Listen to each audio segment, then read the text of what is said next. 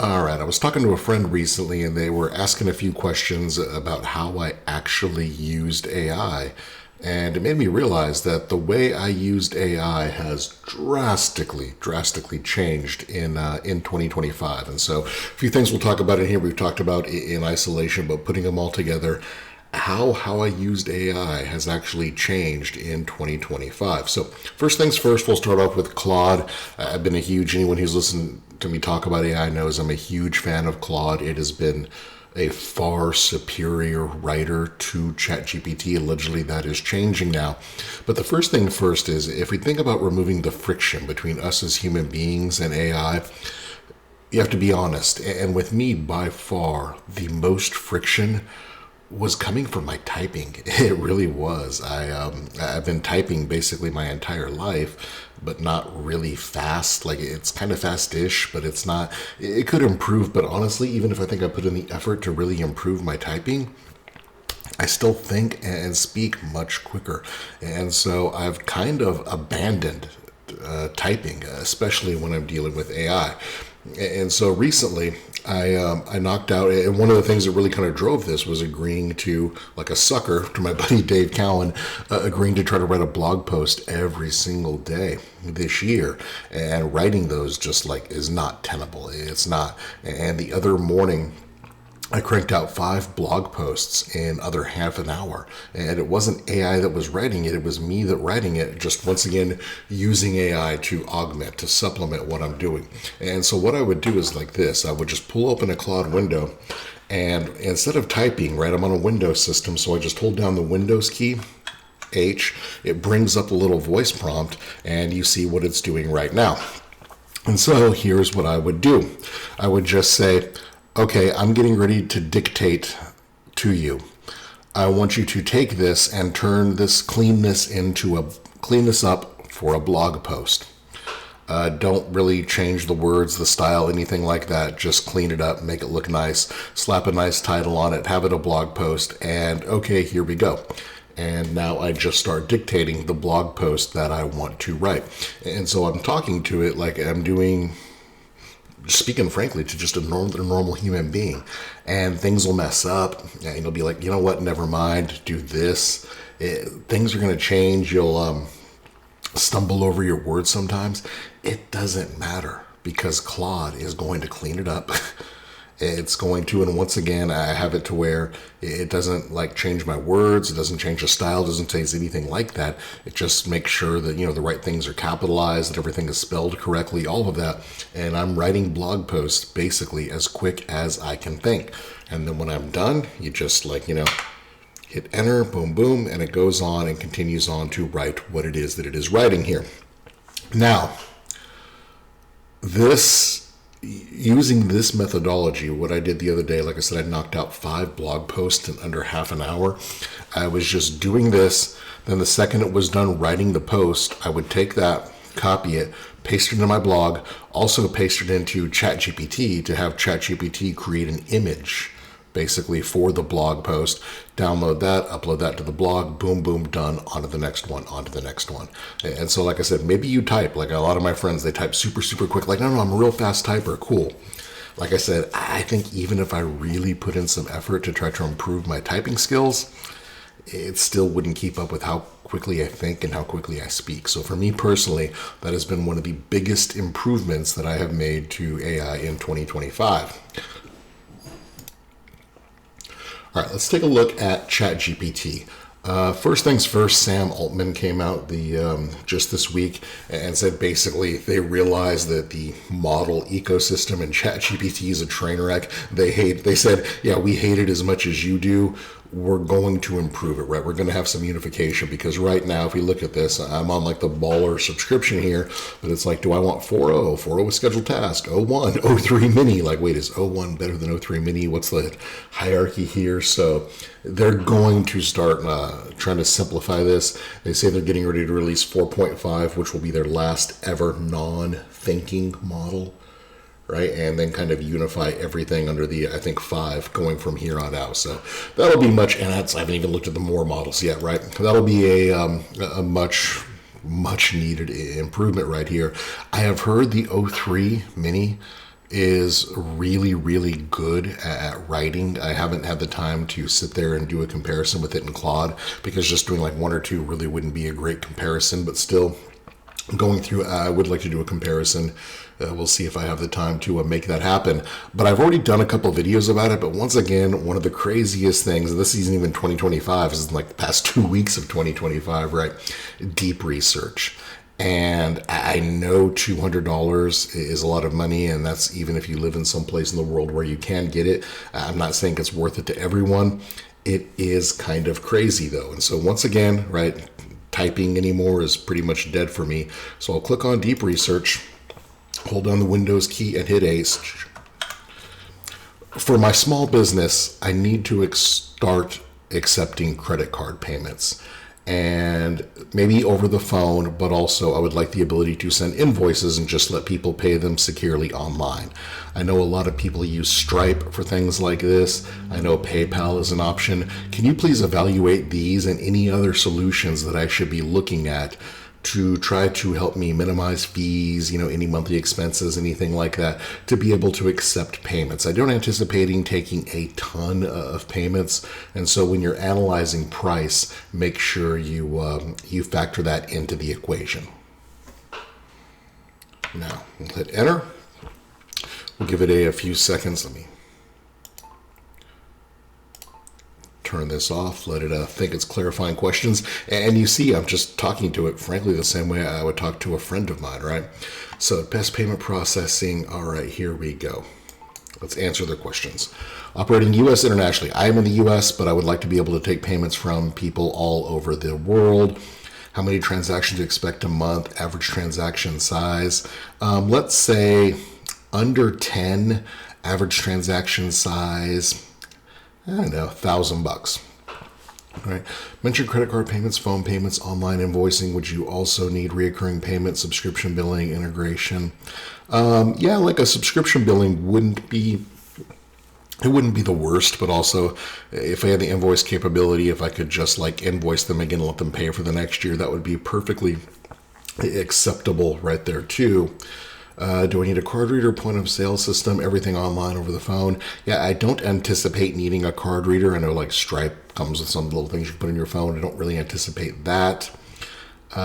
Do you want to prioritize the absolute lowest fees, ease of use, customer support? So fees are an option, but it's not a complete deal breaker, right? Fees are definitely a factor, but I also want a good service that just works. It's painless for me. It's painless for the people paying. That is what I'm considering here.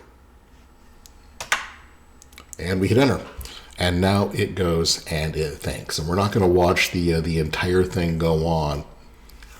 And you see right here, it kind of summarizes what I've said. And now it is starting the research. Once it starts thinking, we can click on this box and we can kind of see it on the right-hand side and watch what it's thinking.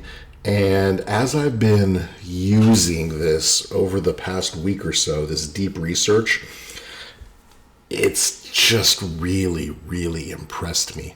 I was having it do some competitive business analysis for me a couple of days ago, and it was trying to find out, right, if you've ever like trying to gather information for a purchase, you know how sometimes it's like pulling teeth to get someone to tell you the price. It's like, oh no, it's this and that. Just tell me the price.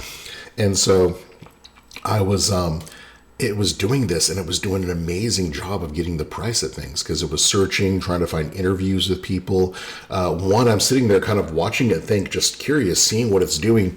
And it tried to go to an interview that it thought might be helpful. I think it was on CNBC. And then it's like, oh yeah, basically the entire thing is behind a paywall, so that's not helpful. And so then it started using Google Docs to try to find like a copy of the content someplace else. And I'm like, oh my God, that's absolutely amazing. Right, and here we can see it's starting to thinking, kind of going through right here.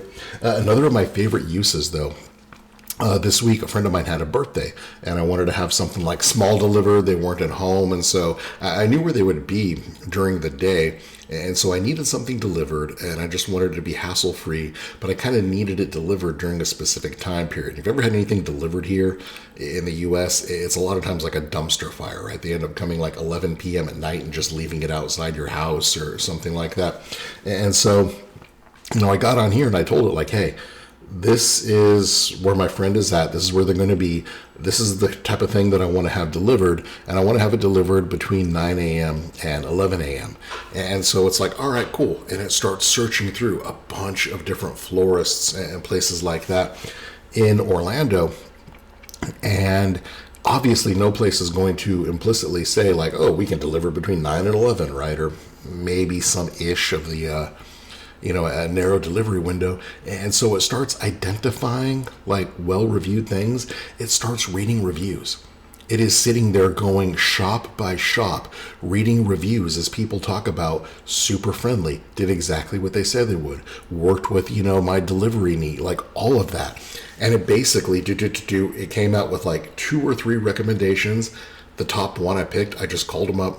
Lady was super friendly, had it knocked out in under 5 minutes. And then like the next day, it got delivered, boom, boom, everything painless. It just happened. Conservatively, that saved me at least half an hour. And I think an hour to 90 minutes is probably much more likely. Not to mention, like, I probably wouldn't have found one that worked as well. Like, I like to think I would, but I mean, there's a lot of florists in Orlando, I'd imagine. So, yeah, that's just an example, right, of how just little ways like that I'm just kind of incorporating this into my life now. Is it going to be worth the $200 a month? I don't know. We'll see. But I got to tell you, I figured when I increased it, worst case, I would do it for a month, and I'm already paying $20 a month. So I figured, worst case, I'm at $180. I'm not rushing to cancel it. I will say that I am not rushing to cancel it. All right, ended up running for 7 minutes, looked at 18 sources, scenario, and then it kind of breaks down, right? Stripe, you see the pros, the cons, security and compliance, right? Stripe, PayPal, what I asked it to, Square, right? Wave, all of these different options, and it just kind of breaks down. Let's see if it ended up making me a table too. A lot of times it ends up making me a table. Oh, got other considerations, summary, comparison, and recommendation. Yeah, it doesn't seem to make a table down in there, but we'll see. I'll go through there and kind of read that in a little more depth and see what I think. But yeah, deep research, like I said, $200 a month is not cheap, extra 180. But yeah, like I'm not rushing to cancel it at any time. Now, let's take a look at the last thing that I want to show you and how it really changed the way I use AI in 2025. All right, the last way that I've really changed using AI has changed is 2025. You may have seen this before, is Cursor. All right, Cursor is amazing. I just opened it up, pointed it in an empty folder called Cursor Demo. We will hold down Control I, puts it in composer mode. We're just going to start making stuff. I want you to write me Python code to use the Grey Hat Warfare API to monitor for any exposed open to the public cloud buckets with my business or other personal information in them. And I want you to have a list of keywords, other things if I want to monitor for multiple things in a separate config file along with the API key. Just making that up here. We click submit and it just does it, right? It's just generating thing. And if you look here on the left-hand side, it is making all of these files automatically, right? We can then, and I'm going somewhere with this. Even if you don't code, don't bail on me yet, because I'm going somewhere with this in just a second. I recently used it to help me without really coding. Yep, accept all those changes, good to go. All right, now I've got some code here. I can do Control L. How would you improve this code? Let's see what it says here.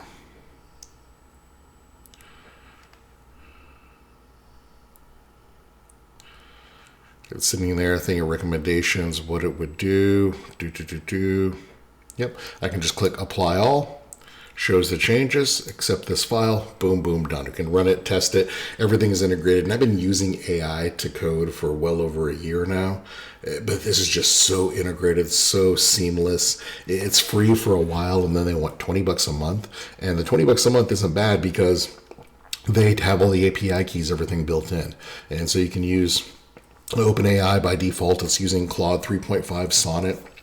So their premium top model, and there's nothing to be configured, nothing else to buy. It's just $20 a month. Now, if you don't code, why should you care about this? Even if you don't code, if you ever sometimes try to make things look pretty, right, or adjust formatting, etc. The other day I had some pages that I'm like, oh, I really like the way that these look. And I've got something else that I want to do. I just want it in that same style. And so I created a blank folder, copied a couple things there that I really like the look, the style, the format, and then I came in here.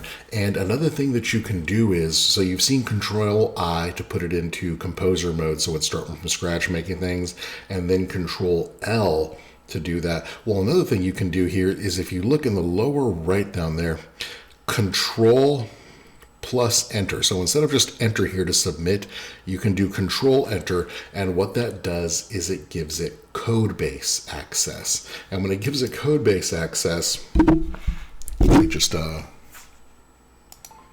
hey, great job on this. Any other suggestions for general improvements? And now instead of just hitting enter, I hold down Control, hit enter, and it starts giving it access to all of the other files in there, the code base, all the other files in this folder. And so what I did is I then made like basically a new blank. I had these pages that looked, I really liked the way they looked. I made a new one here and I did the code base. I said, hey, here's what I want on this page, and I want you to make it look exactly like these other ones as far as style and format. And it did it. It just crushed it.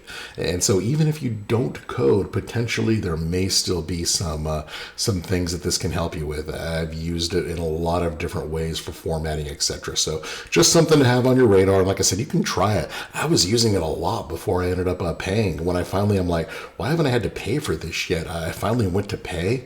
And it's like, oh, you've got 4 days left. I'm like, shoot, I didn't even know. I just paid right then and there. But yeah, really kind of crazy. So voice, instead of typing, right? Claude's still kind of the same. OpenAI, it's going to be interesting to see if OpenAI is really as good of a writer as Claude now, if I really need the Claude subscription anymore. I may be able to get $20 of my 200 back by canceling that. The deep research, how I'm using that, and then especially Cursor. So hopefully a few of these tips can kind of help you be more productive in 2025. I was talking to, once again, a friend of mine the other day, and I'm like, the difference in productivity and what's possible between someone who is embracing AI and someone who is not is just only going to get more severe. It really is. And I realize based on jobs, etc., you may not be able to necessarily, but be as forward leaning with this stuff as you can, even if it's in your personal life. Thanks.